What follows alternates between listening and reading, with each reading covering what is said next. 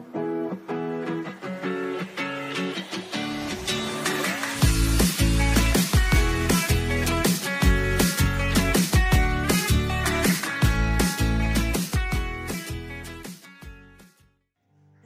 বন্ধুরা, সবাই কেমন আছেন? আশা করি সবাই খুব ভালো আছেন, সুস্থ আছেন। অদিতি সিম্পল লাইফে নতুন সবাইকে স্বাগত। দেখুন চারিদিকে ফুল ফুলে ছয়লাভ, প্রচুর ফুল হয়েছে গাছে আজকে। তা সকালে ছাদে আসলাম, এখন ভোর 6:30 বাজে। আপনাদের সঙ্গে আজকে যে ইনফরমেশনটা শেয়ার করব সেটা আপনারা জানেন, যে নিশ্চয়ই থাম্বনেলে দেখেছেন যে কি কথাবার্তা আমি আপনাদের সঙ্গে বলবো, কি বিষয়ে কথা বলবো, তা সেটাই আজকে তুলে ধরবো। তাহলে চলুন দেখতে থাকুন।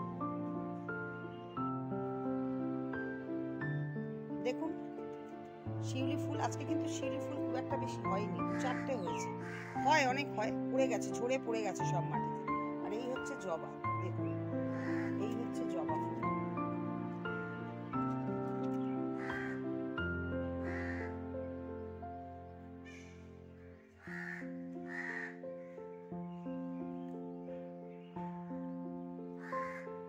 দেখুন কত ছোট টব, টবটা আমি দেখাচ্ছি, দেখুন একদম ছোট টব।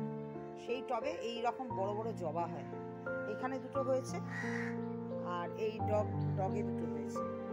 এখানে হচ্ছে ব্রাউন কালারের একটা জবা, এই ব্রাউন কালারের জবা।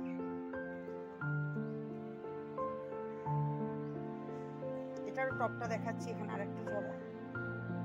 দেখুন টবের সাইজ, দেখুন দূর থেকে দেখাচ্ছি কিরকম ভাবে প্রচুর ফুল ফুটেছে আজকে গাছে। এই দেখুন একটা পিচ কালার, আমি যখন ব্রাউন বললাম, দেখুন পিচ কালারের জবা, কি সুন্দর জবার রংটা, মধ্যিখানে লাল রঙের থাকে আর বাইরেটা পিচ কালার। লাল আর পিচ কালারের কম্বিনেশন এই জবাটা। এই দেখুন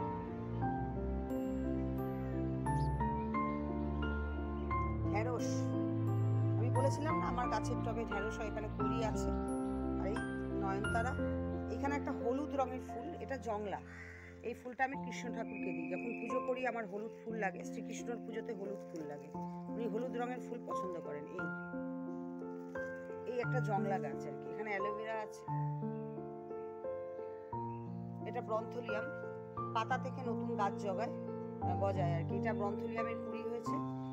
এরা একবার ফুল দেয়, দিয়ে গাছটা আস্তে আস্তে মরে যায়, জীবনে একবারই ফুল দেয়। আর এটা হচ্ছে নয়নতারা, সাদা নয়নতারা। এখানে তুলসী গাছ। আর এই আপনাদের বলেছিলাম আমার একটা আম গাছ নিজের থেকে হয়েছিল আটি ফেলে, এখানেও দেখুন একটা কেমন সুন্দর আম গাছ হয়েছে। ছাদের পরিবেশটা খুব সুন্দর লাগছে, সকালবেলা তো ছাদের পরিবেশটা খুব সুন্দর লাগছে। এই দেখুন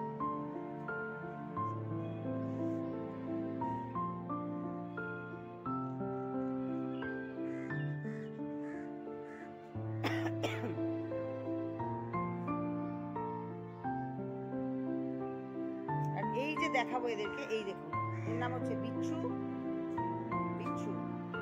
আর এই হচ্ছে আমার পেঁচি, ঘর থেকে বেরিয়েছে, ঘরেই ছিল এবার বেরিয়েছে। এই হচ্ছে আরেকজন তুতুন, এই হচ্ছে একটু রাগী বেড়াল।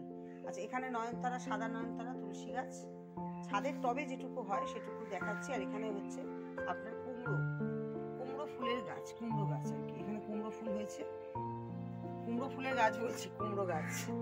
আচ্ছা এখানে একটা গাছ হয়েছে, এটা হচ্ছে নীল অপরাজিতা। এই দেখুন নীল রঙের অপরাজিতা। তাহলে দেখলেন কিরকম ফুল হয় আমার গাছে। খুব একটা যত্ন করি না, কিন্তু খুব ভালো ফুল হয়। কিভাবে কি করি সেটাই আমি আপনাদের সঙ্গে শেয়ার করব। আচ্ছা এই জবার রংটা দেখুন, আমি দেখিয়েছিলাম আপনাদের, আবার দেখাচ্ছি। খুব সুন্দর রংটা, জবার রংটা এত সুন্দর অ্যাট্রাক্ট করে। আর জানেন তো হলুদ ফুল গাছে বেশি হলে প্রজাপতি বেশি আসে। আপনারা যদি হলুদ ফুল বেশি করে লাগান, হলুদ ফুলে নাকি প্রজাপতিকে অ্যাট্রাক্ট করে। বাড়িতে যদি হলুদ ফুলের গাছ থাকে সেখানে অনেক প্রজাপতি আসে। একটা সুন্দর সকাল, এটা সবাইকে সুপ্রভাত জানাচ্ছি। দেখুন সকালবেলা এখন 6:30 বাজে, কি সুন্দর একটা ওয়েদার, হালকা হালকা, খুব একটা রোদ ওঠেনি, কুয়াশা আছে, কুয়াশা আছে, হালকা কুয়াশা আছে। তা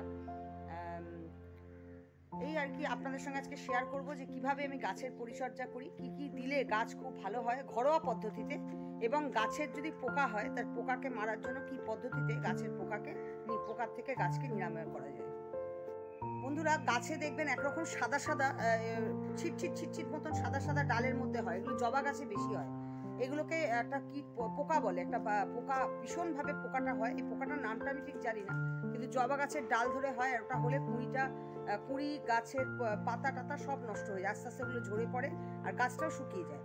এই পোকার হাত থেকে কি করে গাছকে বাঁচাবেন সেটাই আমি আপনাদের সঙ্গে তুলে ধরছি, খুব ঘরোয়া পদ্ধতিতে, কোনো রকম ওষুধ প্রয়োগ না করে।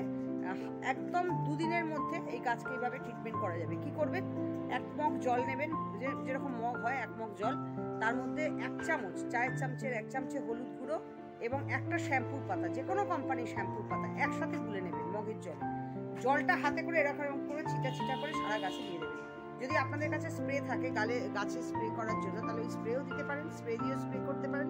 প্রত্যেকটা ডালে, বিশেষ করে যেখানে পোকা হয়েছে, সাদা সাদা সাদা সাদা না ডাল ভরে থাকে। আমার গাছে এখন এই ধরনের পোকা নেই, তাহলে আমি দেখাতাম।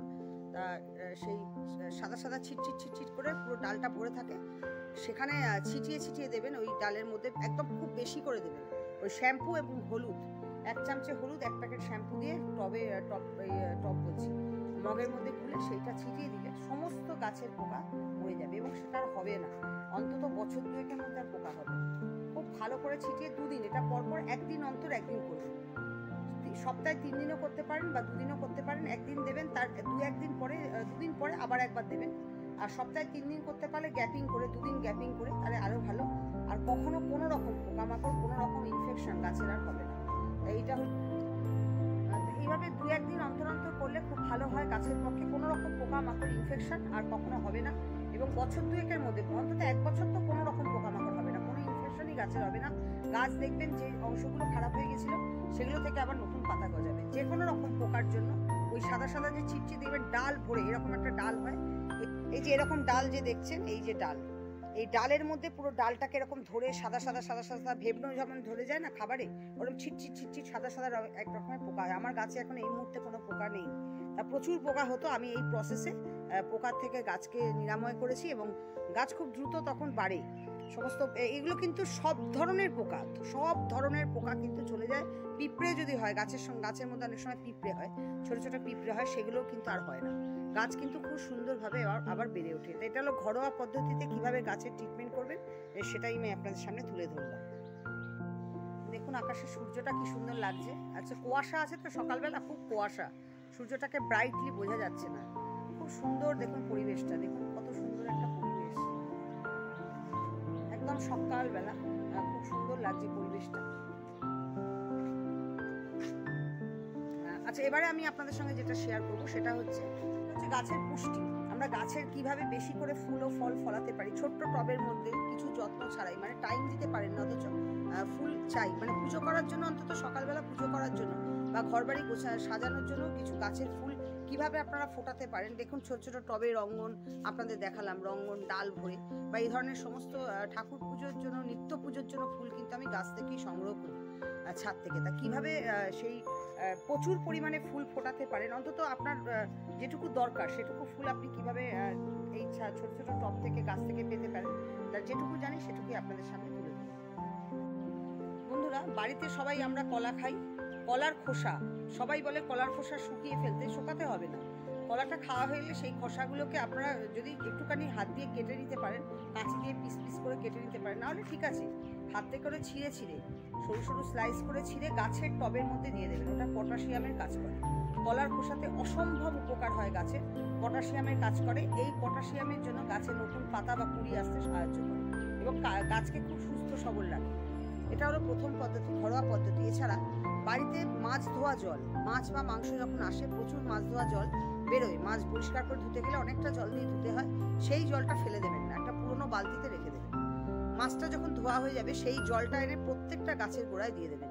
দেখুন এবার যদি বলেন যে ঠাকুরের ফুল গাছকে দেব, সেই গাছের মাছ ধোয়া জল দেবো, দেখুন গাছ তো মাটি থেকে, ওয়েদার থেকে কার্বন ডাইঅক্সাইড, মাটি থেকে বিভিন্ন রকম খনিজ পদার্থ সংগ্রহ করে, খনিজ জৈবগুলো সংগ্রহ করে, বিভিন্ন রকম। আমরা তো গাছের মধ্যেই দিই, হ্যাঁ, মাটির মধ্যে কত রকম কিছু থাকে, সেগুলোই তো গাছ সংগ্রহ করে। সুতরাং এতে কোনো পাপ কিছু হবে না, গাছের উপকার হবে, তো মাটির মধ্যে মিশে যাচ্ছে।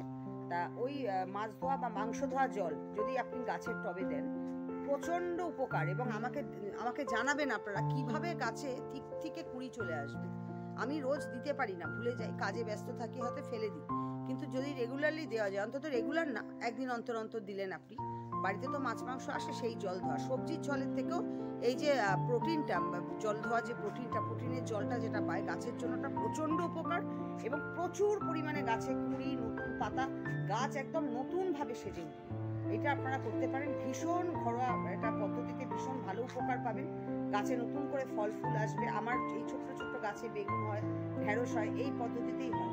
এবং চা পাতা, এই যে চা পাতাগুলো আমরা ফেলে দিই, সেই চা পাতাগুলো যদি গাছের গোড়ায় দেওয়া যায় তাহলে অত্যন্ত উপকার গাছের জন্য। এবং যেটা আপনাকে বললাম যে কলার খোসা, বিভিন্ন রকম ফলের খোসা, এগুলো গাছের মধ্যে কোনো পচিয়ে দেওয়ার দরকার নেই। সিম্পল প্রত্যেকটা গাছের মধ্যে ভাগ করে দিন, একটা গাছে না দিয়ে 4-5টা 6টা গাছের মধ্যে ভাগ করে দিন।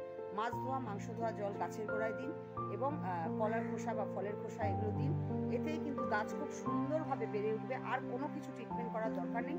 আর যেটা অনেকে তো সার কিনতে যেতে পারে না, হয়তো কেনা হলো না, বা আশেপাশে কোনো দোকান নেই, এই পদ্ধতিতে আপনারা করুন। আপনারা আমাকে বলবেন যে আমি বাজে কথা বলছি কিনা। সত্যি বলছি, আপনাদের প্রচুর পরিমাণে ফুল ফল আপনারা পাবেন, এবং বাড়িতে যেটুকু ফুল লাগে পুজোর ফুল, তার থেকে অনেক বেশি ফুলই পাবেন। এটা হলো প্রথম কথা। আবার একবার রিপিট করছি, যদি পোকামাকড় গাছে হয়, সঙ্গে সঙ্গে ওই এক মগ জল, তার মধ্যে একটা শ্যাম্পুর পাতা, 1 চামচ হলুদ, যে হলুদ আমরা রান্না করি, গুঁড়ো হলুদ, সেটা মিশিয়ে গাছের ভালো করে ছিটিয়ে দিন। সব গাছে ছিটিয়ে দিন, যেসব গাছে পোকা হয়েছে। বা এমনি কোনো গাছে ছেটালেও তাতে কোনো অপকার নেই। গাছে কিন্তু কোনো রকম ইনফেকশন, পোকা মাকড়, ব্যাকটেরিয়া কিচ্ছু হবে না। গাছ কিন্তু পুরোপুরি ঠিক হয়ে যাবে, এগুলো সব নষ্ট হয়ে যাবে পোকাগুলো, এবং নতুন পাতা গজাবে। বছর খানেকের মধ্যে কিন্তু আর পোকামাকড় হবে না। হলে আপনারা এই পদ্ধতিতে ট্রিটমেন্ট করুন। গাছে পিঁপড়ে হয়, পিঁপড়েটাও চলে যাবে। ঠিক আছে, গাছ বেড়ে উঠবে। সপ্তাহে 3 দিন দিতে পারেন, 1 দিন 2 দিন গ্যাপে। তো এটা করতে পারলে খুবই ভালো হয়, গাছ খুব ভালোভাবে বাড়তে থাকবে, নতুন ফুল ফলে ভরে উঠবে। তো এই ছিল আজকে আমার ছোট্ট একটা ভিডিও। যদি ভালো লেগে থাকে অবশ্যই চ্যানেলটাকে সাবস্ক্রাইব করবেন, নতুন বন্ধু হয়ে পাশে থাকবেন, লাইক করবেন, কমেন্ট করবেন, শেয়ার করবেন। আপনাদের একটা শেয়ার, আপনাদের একটা সাবস্ক্রাইব আমাকে আগামী দিনে পথ চলার জন্য অনেক বেশি উৎসাহ দেবে। সবাই খুব ভালো থাকবেন, সুস্থ থাকবেন। অদিতি সিম্পল লাইফের এই পর্বে এই পর্বটা এখানেই শেষ করছি। আগামী পর্বে আবার সবার সঙ্গে দেখা হবে। তাহলে নমস্কার, সবাই খুব ভালো থাকবেন।